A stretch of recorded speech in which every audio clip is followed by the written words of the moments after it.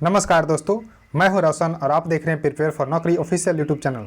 दोस्तों, महा मेट्रो के अंतर्गत जो पुणे मेट्रो का एग्ज़ाम हुआ था 18 से 20 अक्टूबर के बीच में, उसी का पेपर मैं डिस्कस कर रहा हूं। तो दोस्तों, एक यहाँ पर थोड़ा सा आप लोगों को बात बताना है कि जब भी क्वेश्चन पेपर भेजते हैं तो ऊपर का पूरा डिलीट ना करें, जिसे इस कैंडिडेट ने पूरा डिलीट कर दिए हैं।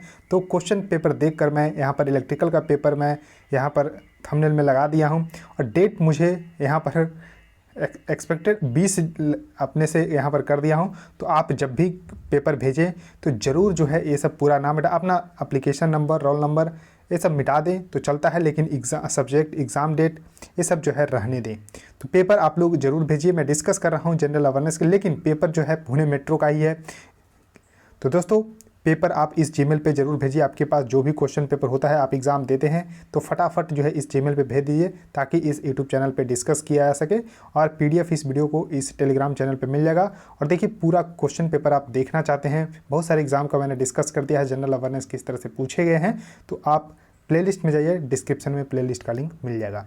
तो देखिए, क्वेश्चन है कि Brahmaputra plain is surrounded by mountains from all the side except west. तो देखिए, इस तरह से आप देखिए, मैप में लगाना भूल गया तो इस तरह से यहाँ देखेंगे तो तिब्बत से होते हुए ब्रह्मपुत्र नदी आती है। तो यहाँ देखिए, वेस्ट प्लेन में जो है यहाँ पर आपको क्या है, सभी तरफ से जो है माउंटेन घिरा हुआ है, लेकिन वेस्ट में माउंटेन नहीं है। तो ये बिल्कुल सही स्टेटमेंट है। This plain is known for the high yields of rice and jute. तो ये प्लेन जो है राइस और जूट के लिए जो है इम्पोर्टेंट है, बिल्कुल सही है। The highest point of this plain lies in the west. अब बताइए, जब वेस्ट में पहाड़ है ही नहीं, इधर माउंटेन है ही नहीं, तो हाईएस्ट पॉइंट वेस्ट में कैसे होगा? तो स्टेटमेंट बिल्कुल गलत है। तो ओनली 1 and 2 आर करेक्ट। अब देखिए, क्वेश्चन है कि which committee has been appointed by the central government to review the wholesale price index, यानी कि WPI को रिव्यू करने के लिए सेंट्रल गवर्नमेंट जो है एक कमेटी का गठन किए थे। तो उस कमेटी का जो गठन किया था गवर्नमेंट ऑफ इंडिया ने, उसके हेड थे प्रोफेसर रमेश चंद कमेटी। तो रमेश चंद कमेटी थी और प्रोफेसर रमेश चंद ने इसको हेड किए थे। तो Ramesh Chand committee is the correct answer for this question. Question है कि which state is set to become the India's first state to have a 2 green energy efficient town. तो देखिए, 2 जो है ग्रीन एनर्जी इफिशिएंट टाउन जो है ये बिहार का है, और एक टाउन है राजगीर और गया। तो यहाँ पर ध्यान रखिएगा, राजगीर एंड गया, ये 2 शहर है।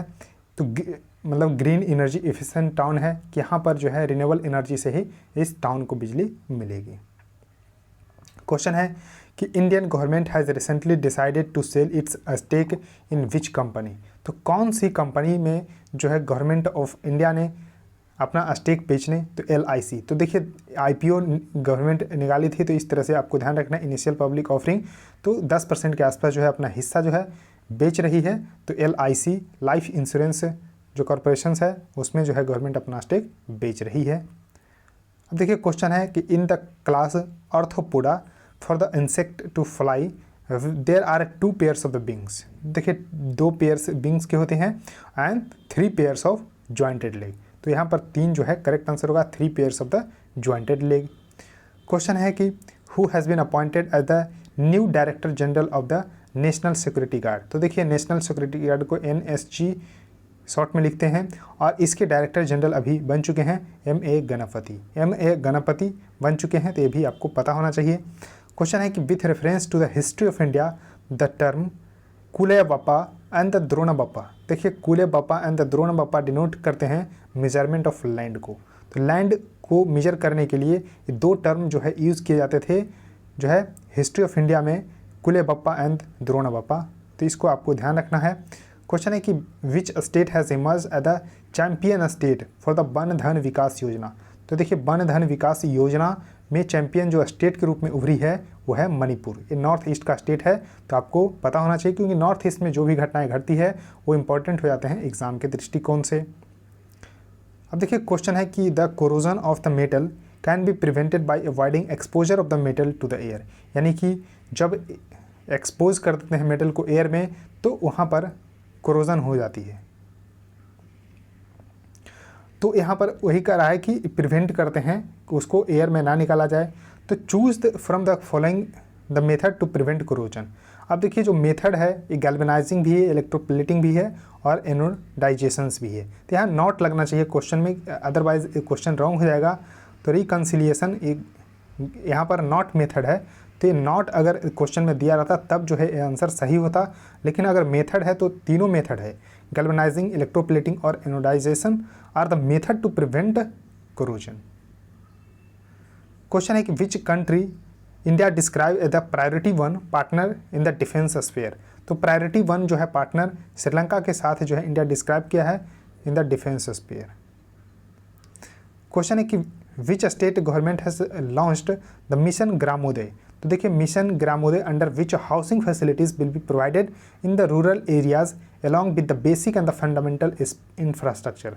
तो मिशन ग्रामोदय लॉन्च किया है मध्य प्रदेश की गवर्नमेंट ने। तो ये ध्यान रखना है, Madhya Pradesh government launched mission ग्रामोदय, जिसमें कि हाउसिंग फैसिलिटीज़ प्रोवाइड किया जाएगा रूरल एरियाज़ में, जिसमें कि बेसिक एंड फंडामेंटल इंफ्रास्ट्रक्चर जरूर होगा। अब देखिए क्वेश्चन है कि Rakhi Garhi is a Harappa site in which state. तो देखिए राखी गढ़ी जो साइट है, हड़प्पा साइट है, वो आपको देखने को मिलेगा तो हरियाणा में। तो हरियाणा इसका जो है करेक्ट आंसर होगा। तो इम्पोर्टेंट है, इसको ध्यान रखिएगा, हरियाणा में है। अब देखिए राखी गढ़ी के और जो है यहाँ पर और साइट जो है पूछे जाते हैं, जैसे कि लोथल। तो लोथल जो है गुजरात में है, और वो आपको ध्यान रखना है दोस्तों कि क्या था, तो पोर्ट सिटी था हड़प्पा का। इसी तरह से हड़प्पा पूछा जाता है किस नदी पे है, तो रावी नदी पर है। तो रावी नदी पर यहाँ पर है, ये आपको ध्यान रखना होगा, इम्पोर्टेंट है। अब देखिए क्वेश्चन आपके सामने है कि according to the 74th amendment it is mandatory to hold municipality election. तो देखिए जो 73rd और 74th कॉन्स्टिट्यूशनल अमेंडमेंट ये 1992 से 1993 याद रखिएगा ये हुआ था, जिसमें कि 73rd में जो है पंचायत इंट्रोड्यूस किया गया था और 74th में म्यूनसिपैलिटीज़। तो यही पूछ रहा है कि 74th कॉन्स्टिट्यूशनल अमेंडमेंट किया गया था म्यूनसिपैलिटीज़ के लिए, तो it is mandatory to hold municipalities elections within the 6 month from the date of the dissolution of the municipalities. तो विथिन 6 मंथ यानी कि 6 महीने के अंदर जो है इलेक्शन होना चाहिए।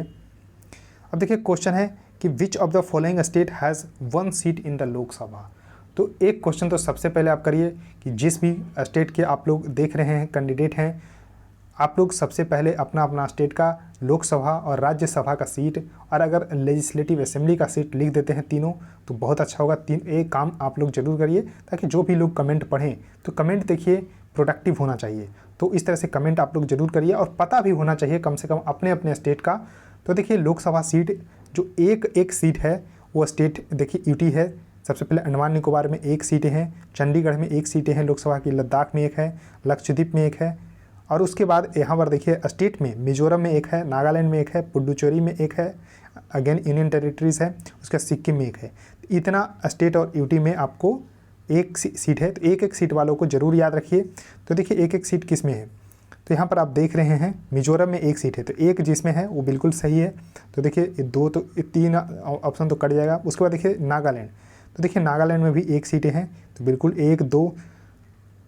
उसके बाद यहाँ पर देखिए त्रिपुरा, क्या त्रिपुरा में 1 सीटें हैं, तो यहाँ आप देख रहे हैं त्रिपुरा में 2 सीटें हैं, तो 3 तो नहीं होगा, 1, 2, 4 की सिक्किम, तो सिक्किम में देखिए 1 सीटें हैं, तो 1, 2, 4 जो है करेक्ट आंसर होगा। अब देखिए 2 सीटें कहाँ कहाँ हैं, तो 2 सीटें 6 राज्य में हैं, जैसे कि यहाँ पर आप देख रहे हैं अरुणाचल प्रदेश में। उसके बाद देखिए दादर नगर हवेली एंड दमन दीव में अगेन यूनियन टेरिटरीज़ है, इसमें आपको 2 सीटें हैं। गोवा में 2 सीटें हैं, मणिपुर में 2 सीटें हैं, मेघालय में 2 है, त्रिपुरा में 2 है, हिमाचल प्रदेश में 4 सीटें हैं। तो इस तरह से मैंने इतने राज्य को बता दिया है, और अपने अपने राज्य का कमेंट सेक्शन में ज़रूर बताइए। तो दोस्तों जितने भी क्वेश्चन थे मैंने सब कुछ डिस्कस कर लिया। इसी तरह से बहुत सारे प्रीवियस ईयर पेपर इस चैनल पर डिस्कस किया जाएगा, और इस वीडियो को अगर लाइक करते हैं, अच्छा लगता है तो लाइक कर दीजिए, और चैनल को सब्सक्राइब करके बेल आइकन को प्रेस कर लीजिए। सो थैंक यू गाइस, इस वीडियो में इतना ही।